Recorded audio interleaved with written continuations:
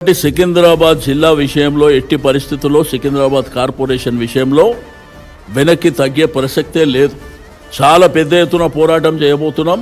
17వ తారీఖు నాడు ఇచ్చేటువంటిది first programme. అది ఆ తర్వాత ప్రజల్ని చైతన్యవంతం చేసిన తర్వాత ప్రజల అభిప్రాయాలు, మేధావుల అభిప్రాయాలు, విద్యార్థుల అభిప్రాయాలు, సంఘాల అభిప్రాయాలు, ప్రజాప్రతినిధుల అభిప్రాయాలు తీసుకొని కార్యాచరణ కంటిన్యూగా ఉంటుంది. మీ డివిజన్ డీలిమిటేషన్ కూడా మీరు ప్రాపర్గా చేయలే. 4-5 రోజులలో జరుగుతుందా ఎక్కడన్నా?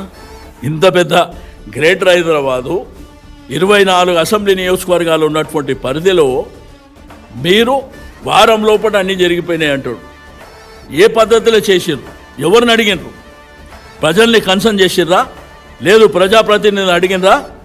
ఎవరిని అడగకుండా మీ ఇష్టానుసారం చేసుకొని నా ఇష్టం ఉన్నట్టు నేను చేసుకుంటా అంటే చరిత్రను కూడా మార్చేస్తామంటే అదే జంట నగరాలు అంటేనే హైదరాబాద్, సికింద్రాబాద్.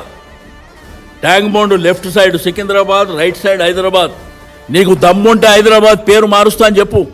అరే సికింద్రాబాద్ కల్చరు, సంస్కృతి, అక్కడ ఒక చరిత్ర ఉన్నది.